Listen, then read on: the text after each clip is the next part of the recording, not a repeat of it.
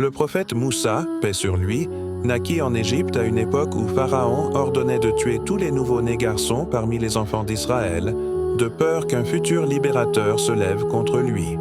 Sa mère, guidée par Dieu, déposa alors le bébé Moussa dans un coffret et le laissa flotter sur le Nil, où il fut recueilli par la famille de Pharaon et élevé dans le palais royal. Une fois adulte, Moussa, en défendant un Israélite agressé, tua accidentellement un Égyptien et dut fuir en exil vers Madian, où il trouva refuge, se maria et travailla comme berger pendant plusieurs années. Sur le chemin du retour vers l'Égypte, il vit un feu sur le mont Tur.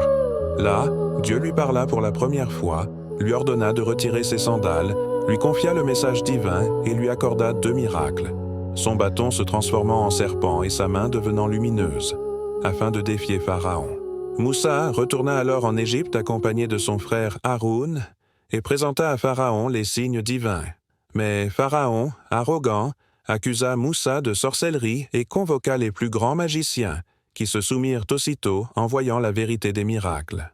Malgré les preuves, Pharaon refusa de croire et Dieu envoya une série de fléaux sur l'Égypte, l'inondation, les sauterelles, les poux, les grenouilles, le sang, mais chaque fois que la punition cessait, Pharaon revenait sur sa promesse. Finalement, Dieu ordonna à Moussa de faire sortir les enfants d'Israël. Pharaon se lança alors à leur poursuite jusqu'à la mer.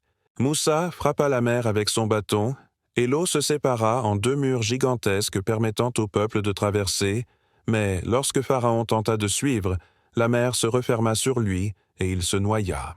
Après la délivrance, Moussa conduit son peuple dans le désert où il reçut la Torah sur le mont Sinaï. Mais pendant son absence, une partie du peuple fut trompée par le Samiri et se mit à adorer un veau d'or.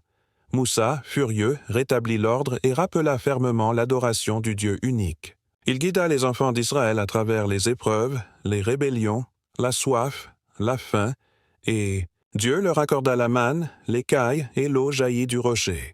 Malgré les difficultés et les oppositions, Moussa demeura le prophète de la patience, du courage et de la justice, et un homme que Dieu honorait en lui parlant directement, et il resta ainsi l'une des figures les plus puissantes et les plus spirituellement élevées de toute l'histoire prophétique.